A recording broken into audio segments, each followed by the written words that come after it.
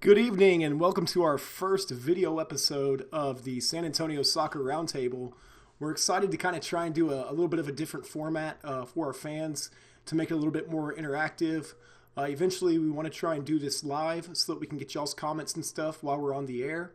But my internet connection was having some issues today, and I reached out to AT&T, Blast AT&T right here, and they're not going to be able to send a technician out until Tuesday. So we'll get those upload speeds where they need to be so that we can do a live broadcast in this format. But I'm just excited to finally kind of take this thing to a different level. I won't say another level, but a different level where we can do more stuff just with media and content and stuff like that, and just try and get you guys engaged so that you can hashtag sit at the table. So thank you to all of our loyal listeners. We will still be putting this out in a podcast format if video's not your thing. You might not get it till like a day after, but we'll still be uploading at least the audio portions of this on SoundCloud. You guys got some awesome backgrounds. You know, I try to do my little thing. I was going to have Savannah just stand behind me with a big SAFC flag, but I think her arms might get tired as long as we can talk from time to time. So welcome, Harry, Gordino. Glad to have you guys back from Vegas. We'll be talking about that a little bit later and kind of like what y'all's experience was like out there. But Todd, I really want to start with you. I know you were out there with me at the SAFC Academy game on Saturday, and I didn't have a chance to watch a lot of it other than through a lens. We've got some photos, and I'm excited to say that we talked with some coaches after the game. We're trying to get officially media credentialed for them so that we can bring you a lot more information on the Academy, but obviously want to go through the proper channels. What did you think of the squad out there on Saturday? You know, as we've talked before, those kids are great. San Antonio has a really good youth system, obviously. Those kids never stop. There's some talented players on that team, and if someone hasn't had a chance to go out there, go spend an hour and a half watching these kids. You know, they're wearing those crests just like the players at Toyota Field. They're representing San Antonio Football Club. Get out and pay attention to them. Cheer them on. They'll love it. Yeah, they get a lot of support from the different parents and stuff like that out there. Jose, Harry, I know y'all have both had the opportunity to go out there to a game. It is some great soccer. As far as the match went on Saturday, and I'm not just saying this because his dad's obviously a supporter there in Mission City Firm, and he wasn't the only kid that played well, but Andrew had some great saves that I was able to kind of see through the camera lens, and he plays very impressive for his age. He made a couple of nice fingertips, tip him over the bar. Mm-hmm. And they were going after him too. He ended up looked like Diego ended up on the ground a couple times rolling around. Knee to the ribs. Two. But yeah, he does look impressive. There's a couple players, number 42, Carson. That kid's all hustle. He doesn't stop. He's all over that pitch. Yeah, and then 56. A lot of talent on that team. Yeah, and we're going to try and get part of the whole media credential thing is to be able to get some rosters and stuff like that so we can give credit where credit is due. But 56, we might have a new Magic hat, man. He had the whole head thing on, and I thought he played really well as well. So final result was 1-0. 1-0 for the, what were they, the 06s that Yes. that I was able to see? Yes. So congratulations it to was those. it was against Dallas FC's Academy, who they had their number 7, their midfielder, their captain. Man, that kid, I didn't see him make a bad decision for the whole hour that they were on the pitch. He played the full match, wearing the captain's armband. He was everywhere he needed to be, and like I said, he didn't make a bad decision. Would you guys say that Dallas FC is one of the top academies in the country? They're one of the oldest, right? If I remember correctly, I think they were kind of one of the first teams to start, the academy system there within the MLS. I mean, I could be wrong on that. I just, being up there in Dallas, I remember when they first kind of announced it, and it was a while back. So I can't really comment to that in terms of where that program ranks on an academy level nationally. But you would think that because, FC Dallas has seen a lot of success from those academy players, and they've had that program in place for quite a while. So I'm sure it's one of the more competitive ones. I actually asked some of the kids as I was coming in there. And they were the 2017 Dallas Cup winners in the super group. Well, plus don't they promote a lot of their academy kids up to the MLS roster, or sign up to there? Or I think a couple of them's actually gone over to Europe as well, if memory serves me correct as well. Yeah, that definitely wouldn't have surprised me. Like I say, as long as they've been around, and that's a great point when it came to the Dallas Cup and the victory that they saw there. So I talked to some of the kids as I was walking into Star Soccer Complex, or some of the older kids that were walking in there as well, and just kind of asked them what they thought of the complex there. And of course, they had nothing but good things to say about it. It's a really neat complex. We've been up there to the FC Dallas Academy fields when San Antonio FC had some scrimmages there with FC Dallas, and obviously they have some really nice fields out there as well. But yeah, the San Antonio FC Academy program is doing a great job in terms of just professionalism and the quality of the pitch, and just trying to create a great place for these kids to play. So shout out to Nick Evans. Hope we get to do a lot more with the academy system. Hopefully get some interviews and stuff like that. But just wanted to give kudos to all those players who are really putting in the effort to take it to the next level. So I think we are ready to move into Vegas a little bit and talk about that San Antonio FC match versus Las Vegas Lights. I anticipate that we'll all be in a lot better mood as we discuss the performance on the pitch for this one. And Harry, I know you haven't really talked too much yet, so I'm going to start with you, man. What were your impressions from the match? Well, to me, what started before the match was the tier pack news. Oh, that's right. The day before, and I was in Vegas, and I saw a tweet, and I was like, "What?" Like kind of way out of left field, and then almost immediately you saw that he went with Miami FC2 of the NPSL. So we kind of talked about something was off in the locker room, and I know some people on social media kind of wondered, had tier pack checked out? You have to kind of really wonder that now if he really had checked out, because to be released and have a contract already same day, and I know he's got connections to the coach down there, to me you have to wonder what really happened, whether it was guided by SAFC or more with Chris saying, hey, this wasn't a good situation. And to be honest with you, I was shocked that he re-signed with how he was treated in the playoffs, where he didn't come off the bench or anything like that. So, like I said here, to me, I just wonder if maybe what we were seeing, maybe wasn't really Coach Powell, but maybe more, directed, with tier pack if he wasn't 100% happy. And of course, we don't know that. And that's just, kind of, putting together the pieces a little bit. Yeah, and I'm glad you brought that up. I'm sorry. I've got the topics written up here, and, I skipped right over that one. But, yeah, we talked about it last week. Thank you, Harry. And just kind of had mentioned that it looked like he was frustrated, as you say, going back to last season. And we talked a little bit about possibly Powell being the issue there in the locker room. But based upon the way the boys played there in Las Vegas, what if Tierpak was the cancer in the locker room? Because obviously he had his frustrations. And I can just kind of speak from personal experience, and I think all of us have had those jobs where, like my last one, I hated Dent Wizard, and I griped about it every day to my coworkers. I griped about it to my boss, and sometimes it's hard to make that change because you're scared to do something different, and so you stay in your current role longer than what you really want to or you're happy doing. And, that's why I ended up leaving from that organization and having to go and get a new job. So I think we've all had those times in our lives where we've just been frustrated with an organization, and it can be kind of a cancer there with your coworkers or in the locker room, and just kind of bring morale down. So I can definitely agree with you there. What about you, Jose? You got any input on the Chris Tierpak? Anything you want to say on that situation? Well, I mean, it's just what a coincidence that, he leaves and then we have the best match of the season play, right? So, all I can say is, I mean, as long as he's happy, and he went to play like he used to. Now, is the Miami FC2? Is that the NASL? No, NPSL. NASL's in courts. Oh, okay. So they're players on the same ones. Tier 4. No, Okay. they're in the same level as Detroit City or Laredo Heat. Right. Okay. So Yeah. So I mean, like you say, he probably already had it lined up because it's super quick. when you quit a job and you go to the next one the next day, you already had signed paperwork and stuff. Well, can you speak to that, Todd, about how quick it is, especially on an NPSL level, to be able to bring somebody in?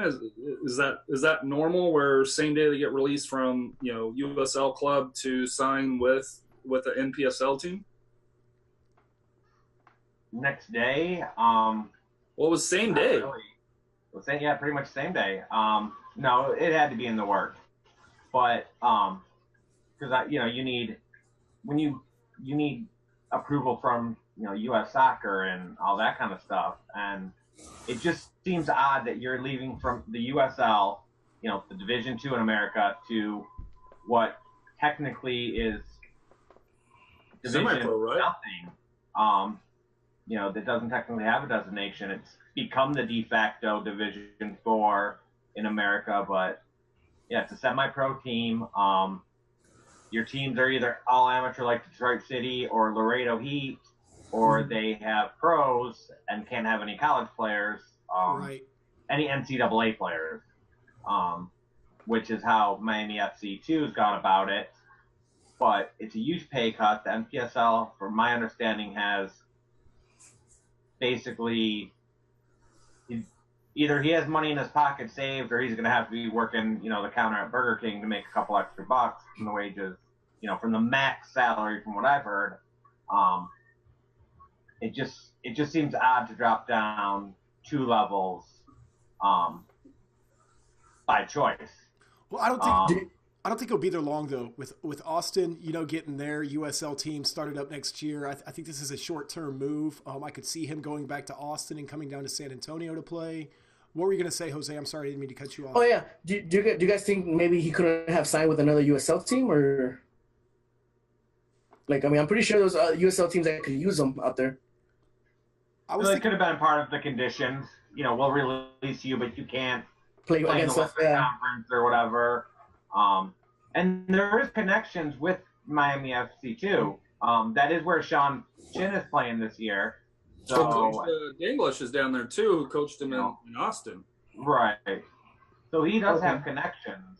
But like I said, it just seems like a pretty big drop to be from pretty much a full-time starter here to going to the NPSL. And don't get me wrong, because I support NPSL clubs. I love the league. I wish it was longer. But there's nothing wrong with the league as a whole. It just seems like an odd move for him. But I also think this is just 1 year, because I think Miami FC's most likely headed to USL, or from my understanding, NPSL is trying to go pro, or Peter Wilt's NISA.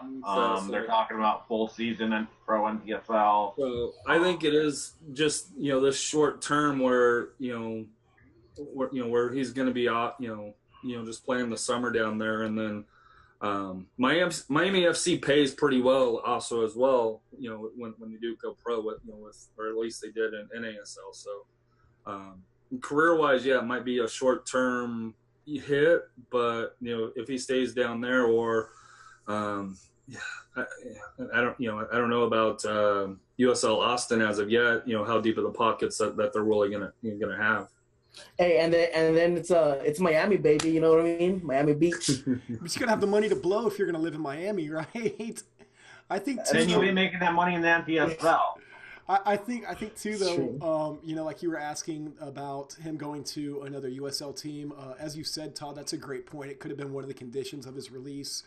Another thing too is it could have been a little bit of a more involved process. Maybe teams would want to see a tryout and stuff like that, versus just being able to line something up. After you break up with your girlfriend of a few years, you kind of get that rebound chick, before you go on to find your wife, hopefully. But so I wonder how much of that kind of just plays a factor.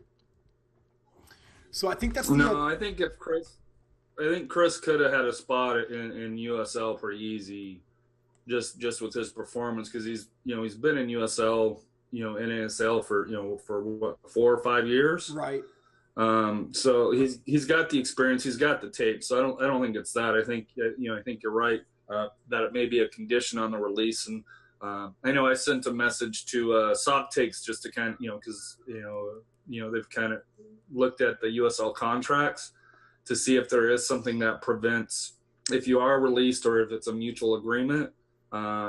If you are released from there, can you sign with another USL team? And the reason why I asked that is because there were a couple of Cincinnati players that were released that went to the Cosmos in PSL, a couple of weeks ago as well. So, no, that's a great point. So that's enough about Tier Pack. Let's move on from that subject. As you guys said, wish him nothing but the best. I mean, if it wasn't a good fit, it wasn't a good fit, and hopefully he sees some success in his future. And he was a great player for us. But let's get into finally Viva Las Vegas, and Harry and Jose. I know you guys had the chance to go out there and kind of be at the stadium. We saw some impressive goals out there. There was some great attacking. King really impressed me a lot with just his speed and attacking on the pitch. Connor Presley as well. Yeah. Todd, I know you finally got to see your man crush get some minutes, which we can talk about that some more.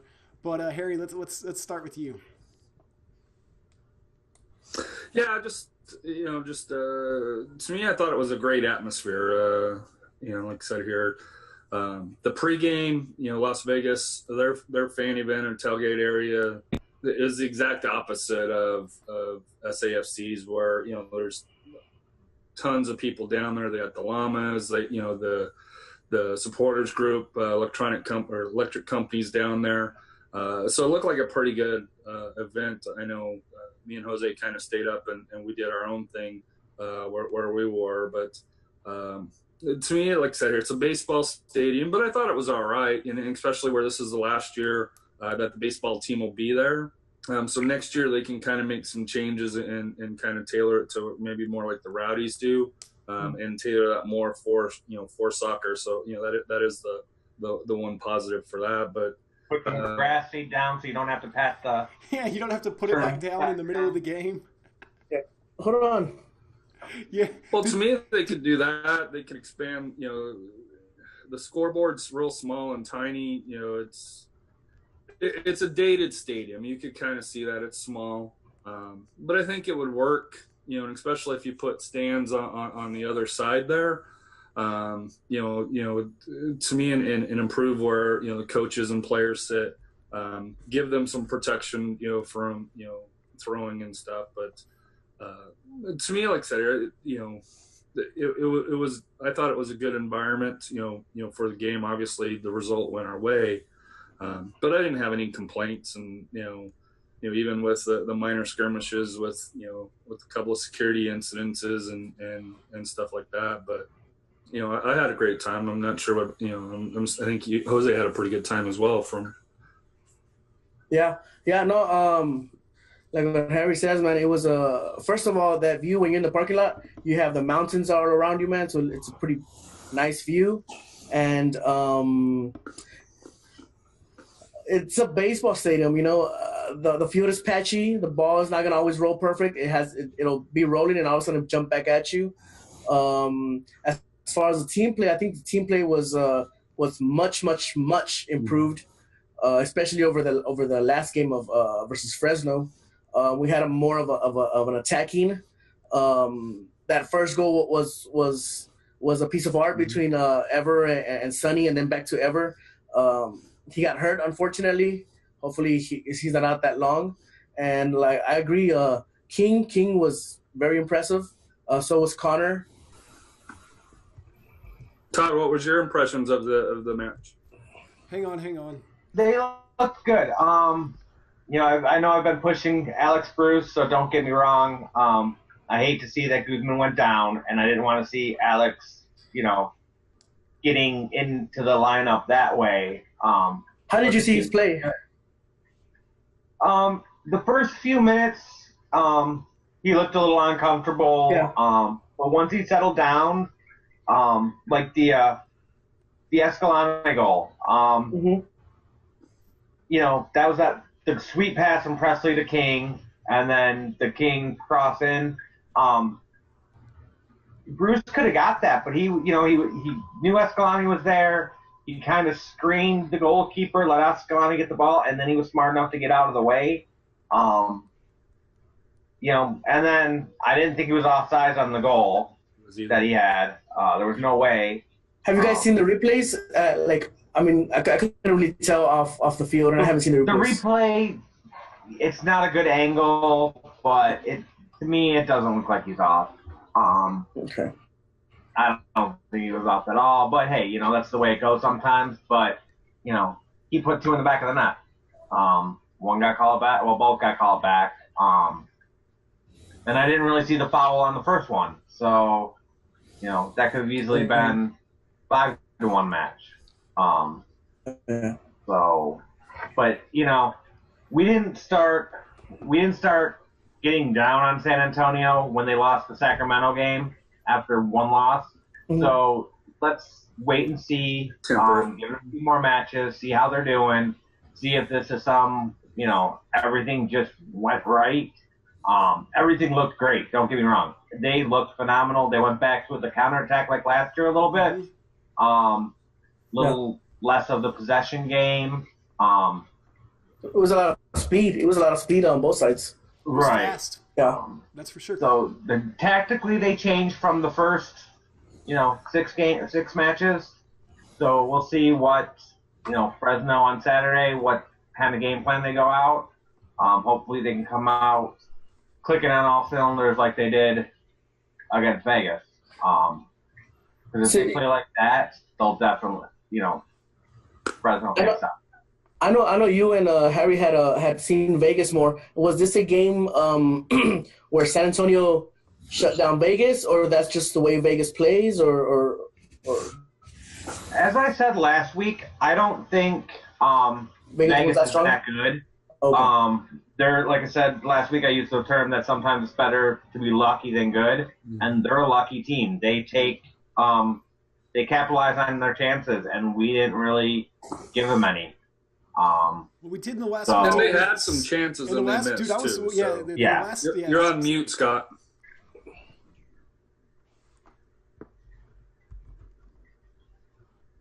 Yeah. I just thought it was Vegas. I thought Vegas was going to come out more just because of the the place in their standings. It was kind of tricky. Like you say, it was maybe more of luck that they had gotten those results. So I expected, I'm like, okay, Vegas is going to come out and they're at home. But, man, not really, man. I mean, San Antonio looked way better than them and showed on the scoreboard at the end.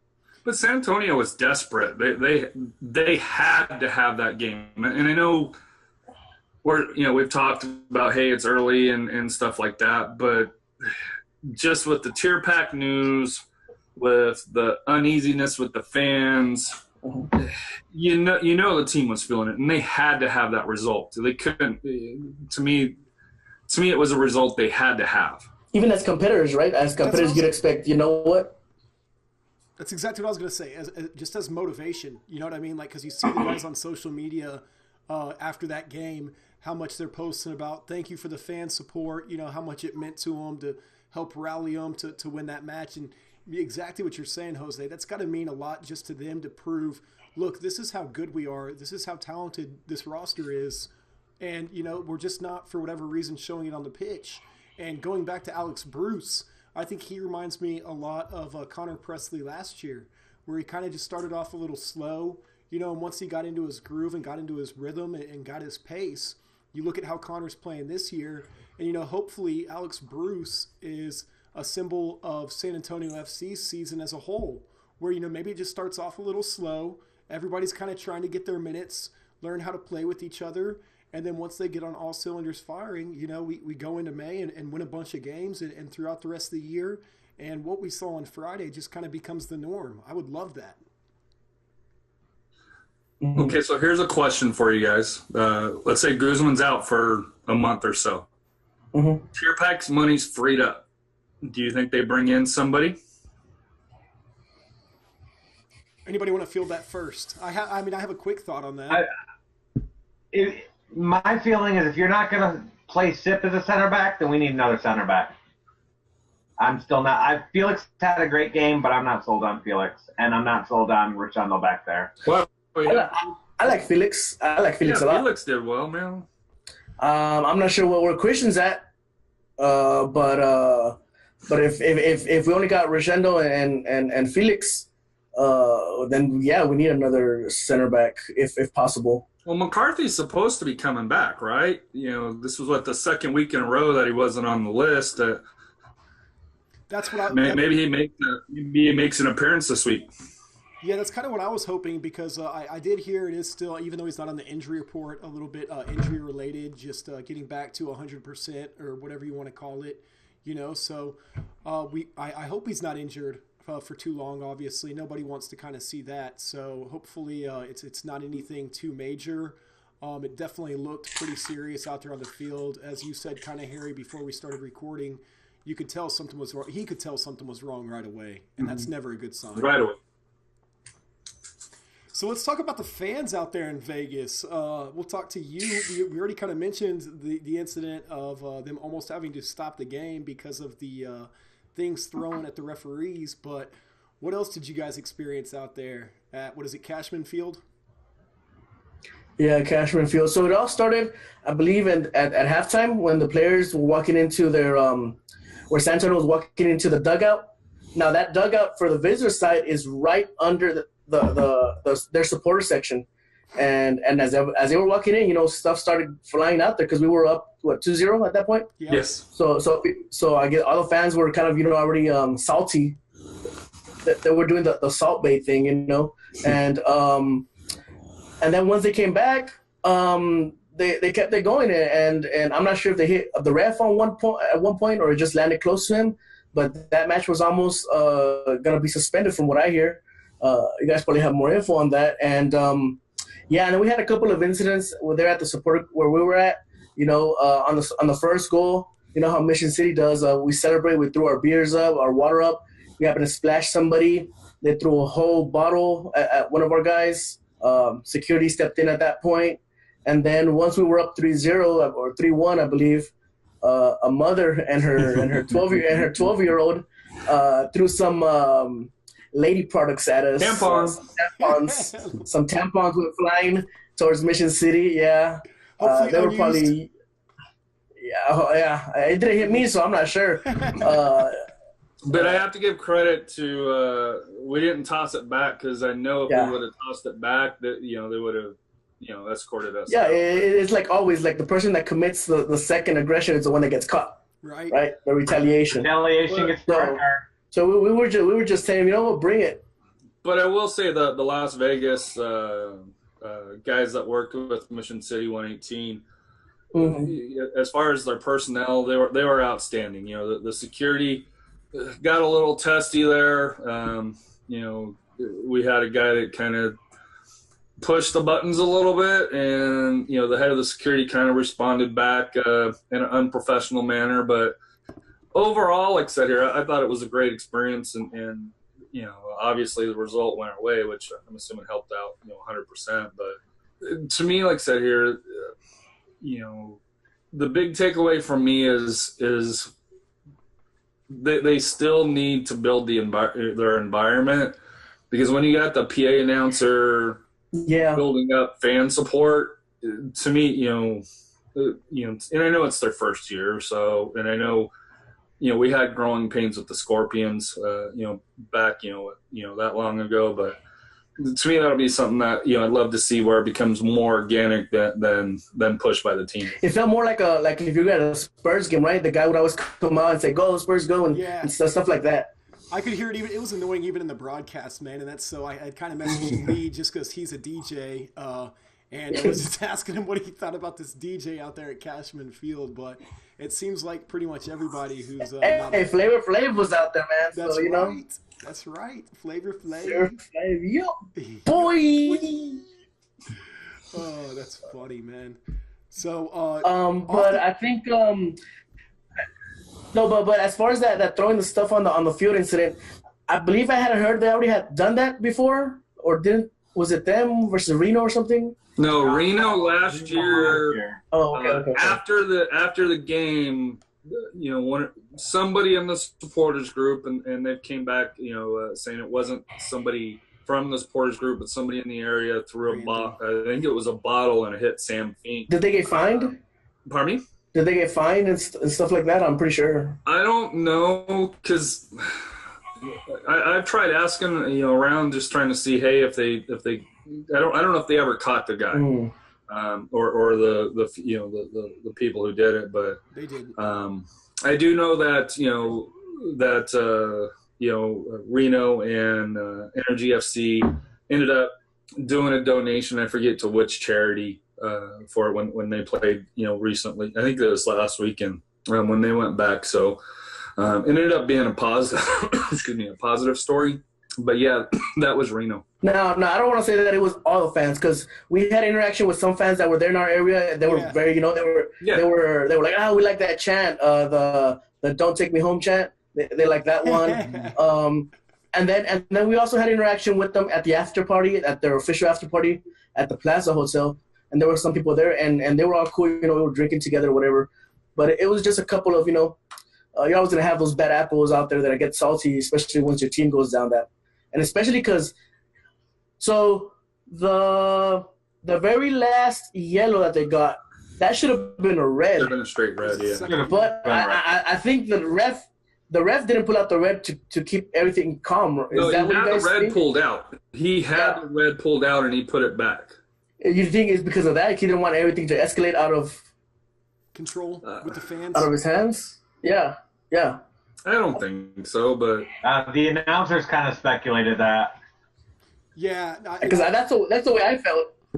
I think it should have been a red, but no, that's a great point. He did kind of lose control of that game, so it definitely wouldn't have helped, kind of like lighting a match on top of a powder keg or whatever. But they were already wound up by that point. Sure. And that was a bad tackle. Everybody could see it was a bad tackle. And at that point, it was 98th minute, 97th minute. They weren't coming back. So I think the ref took the easy way out, and then after talking with the fourth ref and said, hey, let's just give a yellow and get on out of here. And the question is that how it's going to go for the season? You got shitty fans, and don't get me wrong, even at Toyota Field, we've had some people. I think it's section 120. And the last year was throwing stuff. We even had a baby bottle get thrown onto the pitch. But it happens everywhere. But is that how it's going to be in Vegas? Hey, we can get away with shit. If we act like assholes. What about? I wouldn't even say Vegas. I would say Nevada. Assholes. I would say Nevada because Vegas just went full Reno. Right. Never go full Reno.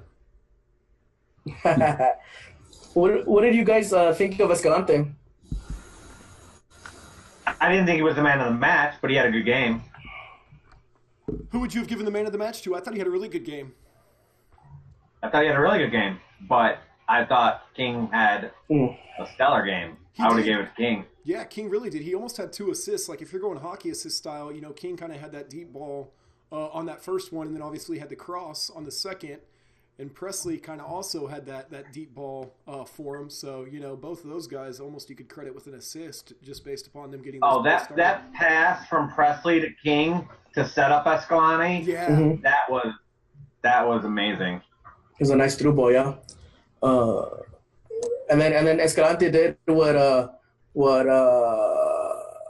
he was doing it back at RGV, right? Getting the penalties drawn in favor. Yeah, and he nutmegged that dude, though. I mean, that was filthy. Yeah. That was a clear penalty. Oh, yeah, it was. But he drew the foul. Yeah, no, but he drew the foul. Yeah. But he was ready to...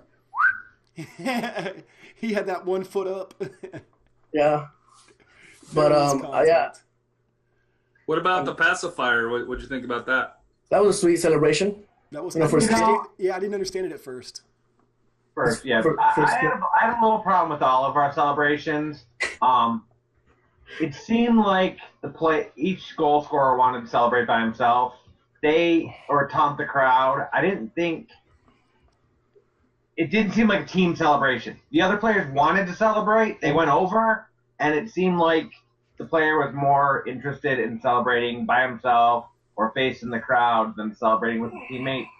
And I wasn't a big fan of that. And talked to some other people who saw the same thing.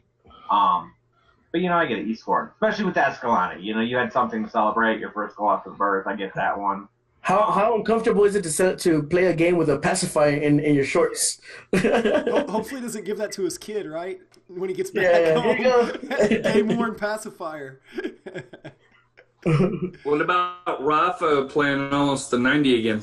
Dude, he impressed, playing well. I mean, not just putting him in there and playing getting well. minutes, but yeah, playing well because at his age and stuff like that, not dogging him, but I really didn't anticipate him playing that many minutes, so, and performing at that level, doing it. And what was the temperature out there? I mean, I'm guessing it was pretty hot.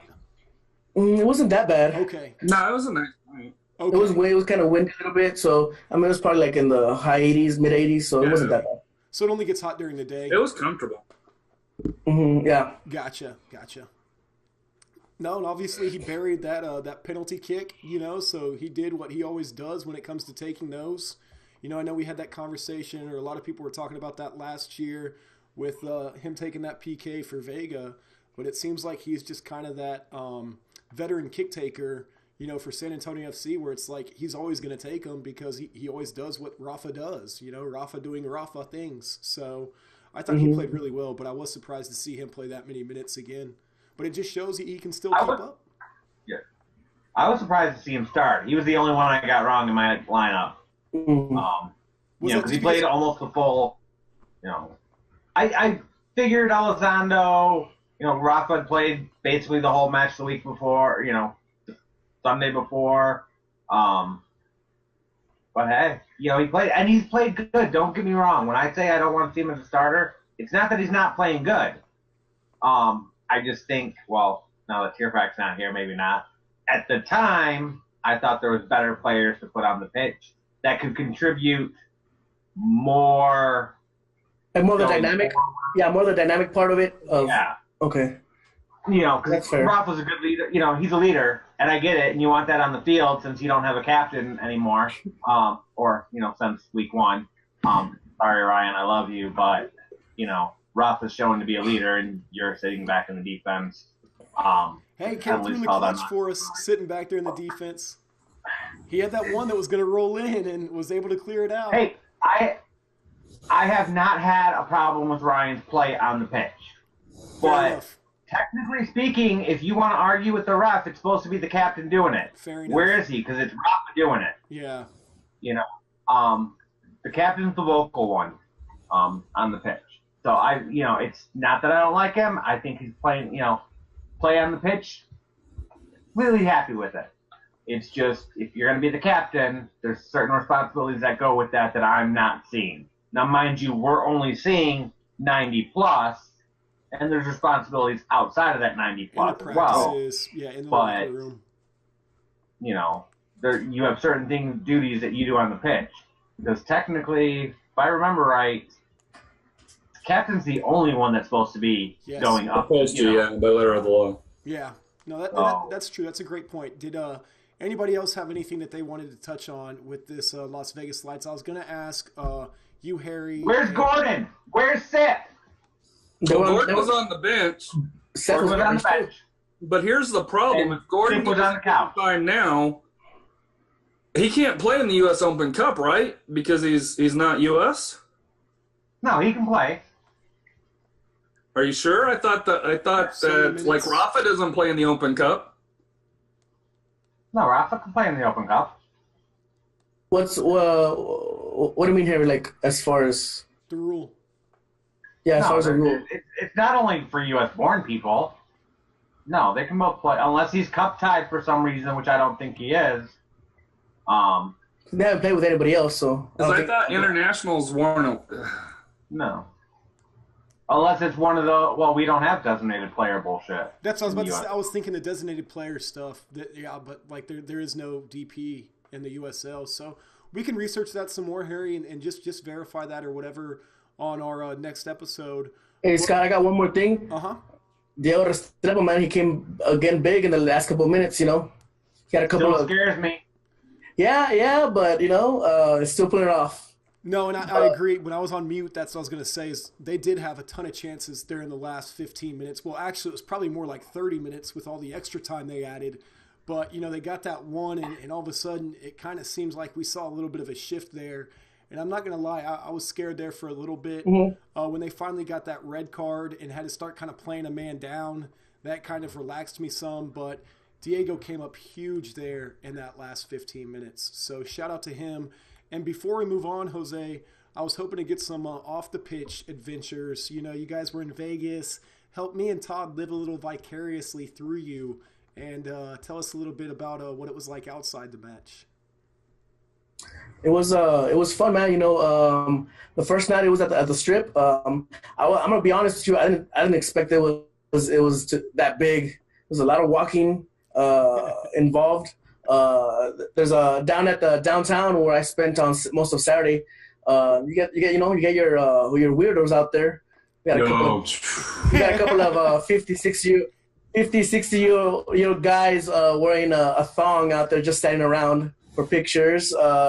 You have your ladies with their stickies on, you know, and you know, we got a lot of characters out there. People dressed up as Star Wars, as, you know, comic book characters, and then it's the old cannabis is legal, so everywhere you walk, man, you could secondhand. You can secondhand it off of anywhere you walk, man. So, so it was pretty interesting. Like I said, I wasn't expecting the hotels to be that big, man. It was just a lot of walking, but overall fun. As a first timer, to be honest, I think I stayed one day too many. I want to come back to Texas already.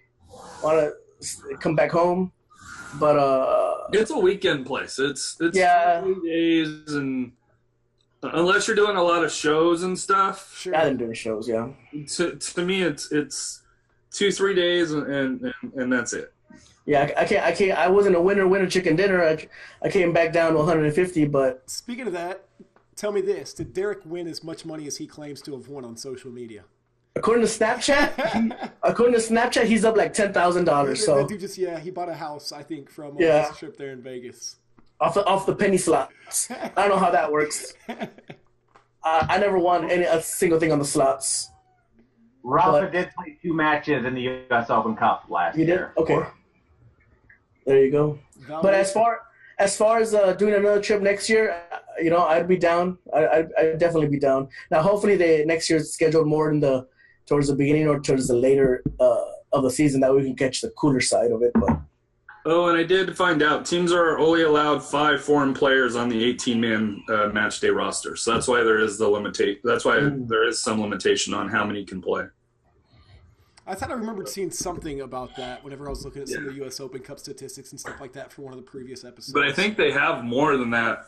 Well, I'd have to see on the roster. I think they have more than that, and I think that's why. I think we have 9. Yeah, because think about how many flags we have. They're just up above 119 or whatever for the different players. So yeah, I'm sure it's well over 5. So, I just replaced 4 of them. Well, what happens in Vegas stays in Vegas, except for the 3 Well, points. hopefully not. We get to bring those home. So hopefully, the 3 points in the goal scoring and the talent on the pitch. Yeah, hopefully we bring that back. But for the fans, you know, we won't talk anymore about what took place up there. And I'll call both of your employers and let them know no UA testing for the next couple weeks while you guys get all that second hand out of your system. But moving on, we've got to. But I do want to say one last thing. I want to thank City, Lee, and I forget the lady's name that was in charge. Mandy. They did a hell of a job getting it set up, and you know, I know I'm not, you know, Mission City member, but you know, everybody welcomed me, and like I said here, so you know, thank you to everybody. Like I said, it was definitely first class, you know, by everybody, and I know Mandy did a lot of the work and, you know, behind the scenes with the Las Vegas front office. So big shout out to her and Lee for, you know, for organizing it and taking the time out of their personal time to do that. Definitely. We all know you and put up with you. It's SAFC over everything, right? Yeah, Mandy doesn't get enough credit for all the things that she does too, alongside with Lee. So appreciate that, man. But let's get into our May schedule here that we've got coming up now for San Antonio FC. Looks a little light if we can play the way that we played on Friday. There's Jose holding up the graphic for you guys. So let me just look a little bit closer. So we've got Fresno. I'm just kidding. Here's our upcoming matchup. Coming up, we've got Fresno, who we just played recently. I don't think we played them as well as what we played Vegas, so hopefully we see a little bit of a different result. Todd, we'll start with you. Do you want to talk about your 3 keys to victory? Something we did, we lost a possession battle against Vegas. But what we did is we had that positive possession. We had a purpose when we had the ball. And we have to do that again. We can't sit there in our own half, back passing over and over and over again. So we need that positive possession. I think Fresno center backs look like shit. So we need to attack the center backs. Good crosses into the box. Take advantage of any set pieces, corner kicks. And we need to keep the pressure on. Fresno's another team like Vegas where they'll take advantage of any opportunity you give them.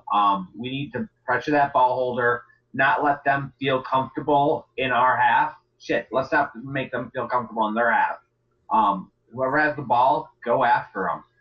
Cut off those lanes, attack the ball. Don't let them don't let them feel comfortable. Same with the fans. Fans, get on them, scream, yell, chant with us.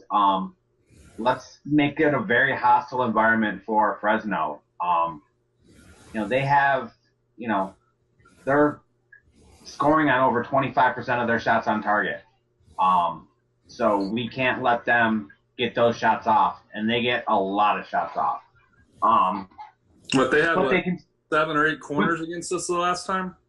Yeah, but they concede almost as many goals as they get. So there is, they have, they haven't lost in 7, but they've drawn 4, their last 4. So, and I know they're going to be coming in hot because, that draw against Phoenix last weekend, where they let a goal in the 89th minute to a shorthanded Phoenix. They're going to look to, we've lost a lot and drawn a lot. They've drawn a lot. They need a victory too. 7 games unbeaten doesn't mean a lot of points.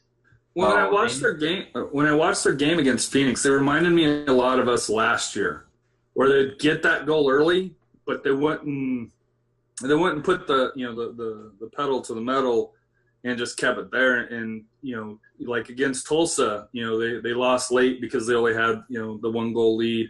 They lost tied again against Phoenix, in Phoenix, which is pretty impressive. But to me, they seem to be like us last year, where they're giving up those late goals right at the death. I know Tulsa's, what pretty much was the last kick, and so Phoenix was 88th, 89th minute. So you heard it from Todd. We got to have positive possession. We got to attack their center backs. We got to keep the pressure on. Obviously, last time we drew against them 0-0, so nobody was really able to put one in the back of the net. But if we can play like we did, again, as I said, at Vegas, I can see us putting 3 against them as well. Yeah, and I see the team coming up, SAFC, coming off of this win motivated, man. So yeah, they finally were able to get that off their back. So I think we're gonna have a good game out there at Toyota Field, and not only Fresno in the next 3, 4, 5 matches, we got pretty winnable games to rack up them points. Toro's away. Tulsa, Reno's not the Reno they were last year. Timbers 2. They're improved. They're improved, but they're still Timbers 2. Mm-hmm. Until June. Second match in June against Sacramento. I don't think Sacramento's that great. Especially if they're coming here.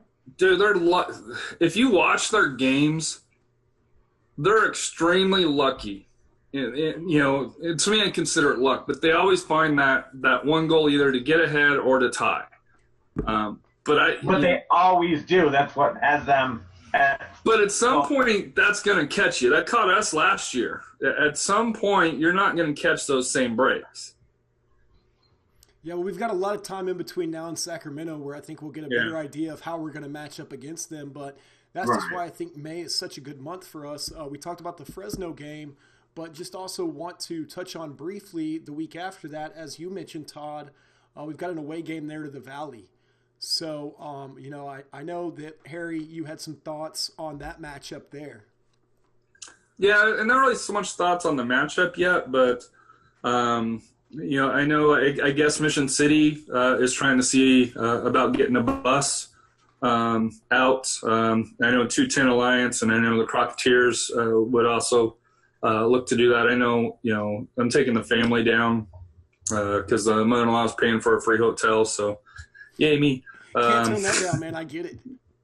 So we'll be staying at the Holiday Inns down in Edinburgh. But that's the game I take AJ to. But I would love to see us, take a bus or 2 buses down and really kind of sell out like we did that first match. And I know the relationships between the supporter groups are 1,000 times better. And I think even on that night, everything went pretty smooth. And I'd love to be able to, have, the San Antonio, supporters groups outnumber the Stampede, which isn't hard, but, but still, it is a 4-hour drive and a commitment, by, the supporter groups and the fans to make the trip down. Well, and it's Mother's Day weekend, so I know that may just be, obviously it's a Saturday game, so you're back Saturday night, but it is Mother's Day weekend, so I just think that may be... Pick your mom! What better Mother's Day gift than live soccer? There you go. Yeah. There you go. But that just may be the only issue I could see that maybe comes up. I plan on trying to get permission for the wife to go down there, and then I'll just make it up to her all Sunday, with doing the dishes and making breakfast in bed and, all those things you do to kind of get those hall passes. But take the family down, stay at the Holiday Inn. They have a good pool. Monica and Ann will be staying at the pool. I'm sure your wife and kids can join in. The wives and kids can stay and have their wine and cheese. And that's a great point. I'll have to look into that and see what that kind of costs. So as far as Fresno predictions, what do you guys got? I'm going 2-0, us winning, based upon the way we played against Las Vegas. I think if we play that way again, I definitely see us scoring multiple goals. And that's what it is, right? That's what it is. Like, what SFC is going to come out? Which team's coming out? That's it. Which team's going to come out? Exactly. Todd? The team that played against Vegas was the potential of this team based on that roster. Yep. So, and I still think we still got a little bit more potential, but, if they play, if the team that played Vegas comes out, we're winning 3-1. If the team that didn't play Vegas comes out, we're drawing 1-1. Tell us stories. What do you think, Harry? Go ahead. I got it 1-0, maybe 2-0 with a late goal, but I think both teams are very defensive oriented. I think the only advantage is that instead of playing in the baseball field that they do, which is real narrow, I think we're going to have a little bit. We have a wider pitch, so the space might open up. But I'm going to go more conservative. 1-0, maybe 2-0, late, but I'll say 1-0. I'm going 3-0. A brace by 3-0, brace by Bruce. Brace by Bruce. Go with a bold statement there. I like it. I'm doing the Vegas thing. All my chips are going into a brace by Bruce. It's all on black, right? Brace by Bruce. Yeah. Hopefully. Let's hope we see the team. Like you said, Todd, that's the potential that this roster has. And as we've stated multiple times on this podcast, we're not here to hate on the team. We just want to be fair and report, what we're seeing. And obviously, there's some things that we're not in the locker room, so we can speculate and just talk about. And we're not saying that this is fact. It's just a conversation, a dialogue that we want to have, just to try and bring it out there and put some light on some different subjects. So. Anybody have any other final thoughts on this first San Antonio Soccer Roundtable 2.0 video?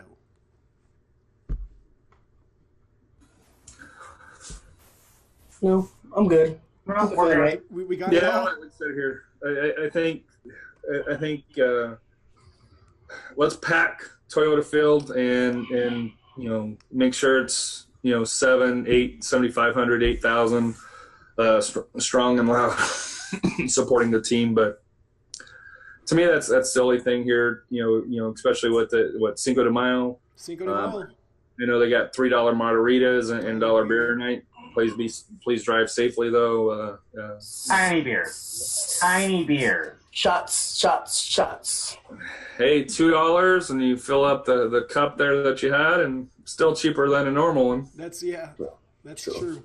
Well, yeah, let's get out there to Toyota Field. Let's go support the club and let them know how proud we are of their effort up there in Vegas. If you weren't able to travel, I know the ones that did definitely had that experience after the match.